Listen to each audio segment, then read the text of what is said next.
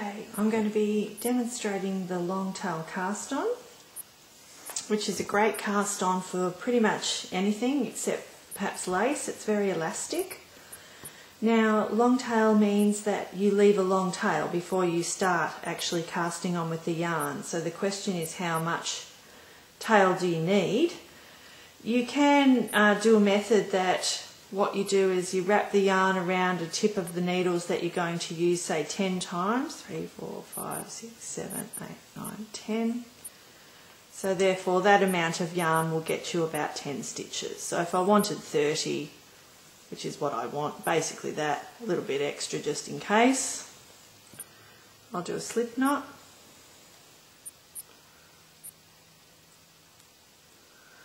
And I'll put that onto one end of my needle. Okay, I have the tail to the left and the working yarn to the right. The needle is in my right hand and I just hold it just with my finger on the stitch there. It just helps the stitch from sliding off the needle there. That'll be my first cast on stitch. Okay, so to position your hand, oops, get a bit of the working yarn there. Okay, what I like to do, it's like quack, quack, quack, like a duck. I know that sounds a bit silly, but that's how you put your hand into the two bits of yarn. Then you open up your hand and scoop in the bottom yarns with the rest of your hand. So you've sort of got a V there.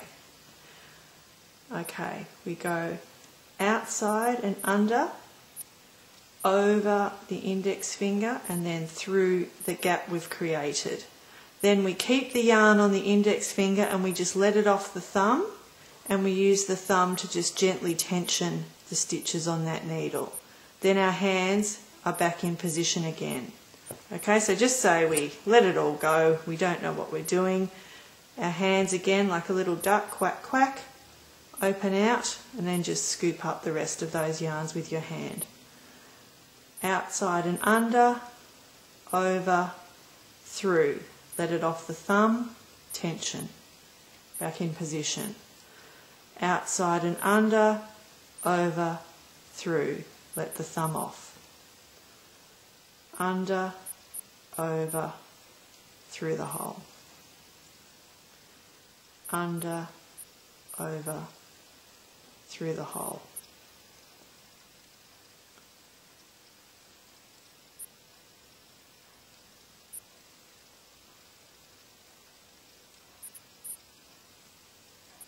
Every so often I find I have to let the yarns go because the tail especially sort of untwists itself. So it's good to just sort of let them dangle and start again.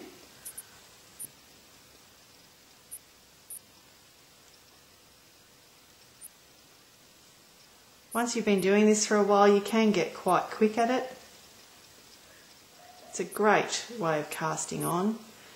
And when you look at the underside, it's just a little crisscross pattern. It's probably a bit hard to see, but you'll see it's a nice like ropey cable look on that side, and on the other side it's like a row of sort of pearl bumps. So there is actually a right and a wrong side to this cast on.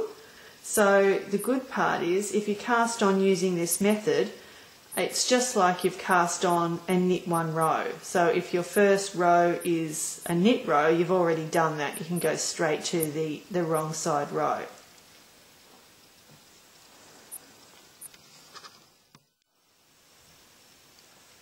So I have all the cast on stitches onto the cable, and what I'm going to do now is halfway between the stitches I'm going to grab a loop of the cable and just pull it out to separate the stitches in half. I haven't counted them exactly, but sometimes you need exactly half, sometimes you don't.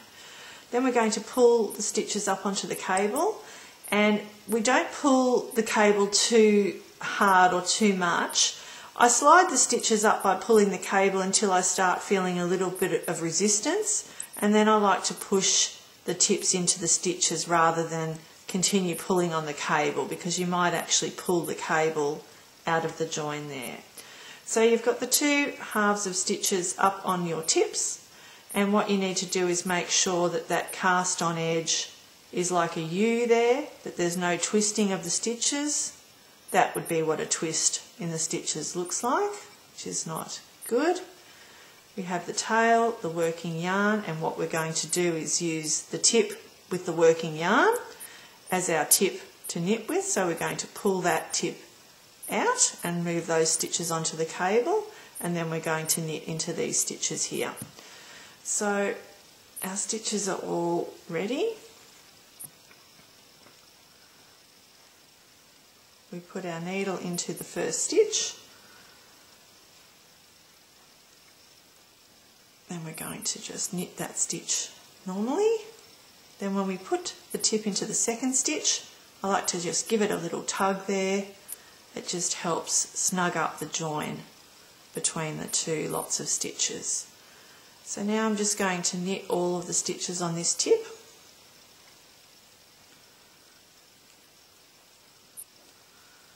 And what you can see happening with this magic loop is I've got a big loop out this side and a big loop out this side, and yet all the stitches are remaining all in one tight circle.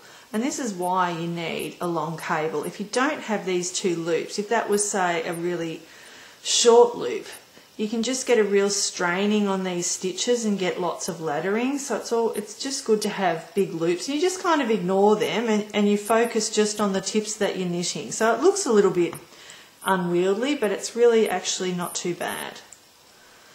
So we just knit all of these stitches.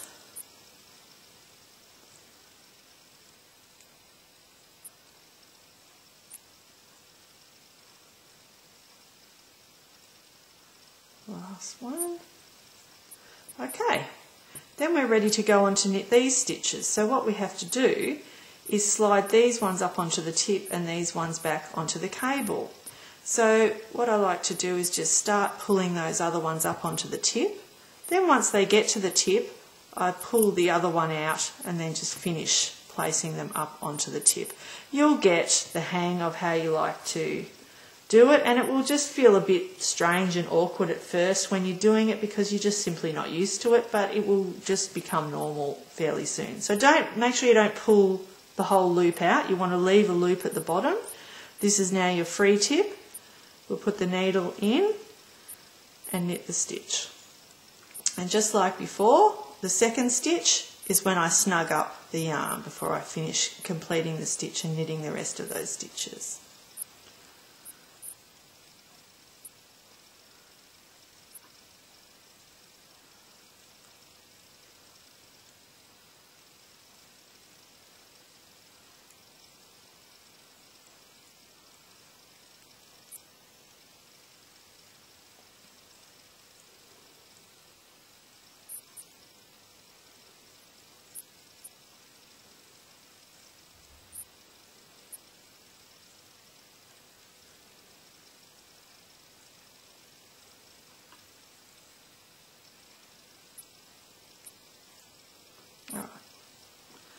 It's the last one. Now once again we're back to where we started. It's time to knit these stitches, so we slide those ones up onto the tip